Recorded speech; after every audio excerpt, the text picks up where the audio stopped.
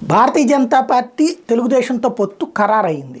కాకపోతే ఎన్ని సీట్లు ముందు ప్రచారంలోకి వచ్చిందైతే 10 పార్లమెంట్ సీట్లు 30 అసెంబ్లీ సీట్లు ఇద్దరికి కలిపి అన్నటువంటి చంద్రబాబు గారు ప్రపోజ్ చేశాను. అందులో 7 బీజేపీ తీసుకునేటట్టు, 3 జనసేన తీసుకునేట్టు పార్లమెంటు, 25 అసెంబ్లీ, 5 బీజేపీ, అంటే జనసేన 25 వీళ్ళు 5 అన్నటువంటి.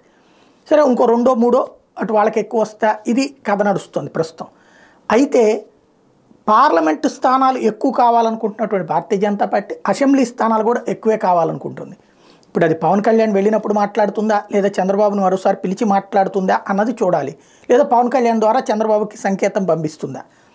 బేసిక్గా అయితే మాత్రం ఇక్కడ ఒకటి, అమిత్ షా ఒక సర్వే చేయిస్తున్నారు రాష్ట్రంలో. 6 సీట్లలో ఎట్లా ఉంటుంది పరిస్థితి, 8 సీట్లలో పరిస్థితి ఎట్లా ఉంటుంది, 10 సీట్లలో పరిస్థితి ఎట్లా ఉంటుంది, ఇస్తే ఎన్ని గెలవగలం, తెలుగుదేశం జనసేన బీజేపీ జాయింట్గా పోటీ చేస్తే బీజేపీ తరపున 6 అడిగితే గెలవగలుగుతామా, 8 అడిగితే గెలవగలుగుతాం, 10 అడిగితే గెలవగలుగుతాం. అమిత్ షాకి సంబంధించిన పర్సనల్ టీం ఉంది, వాళ్ళు సర్వే చేస్తున్నారు. ఆ సర్వే ఆధారంగా అడిగేటటువంటి పరిస్థితి ఉంది అన్నటువంటిది ఢిల్లీ సర్కిల్స్లో వినపడుతోంది.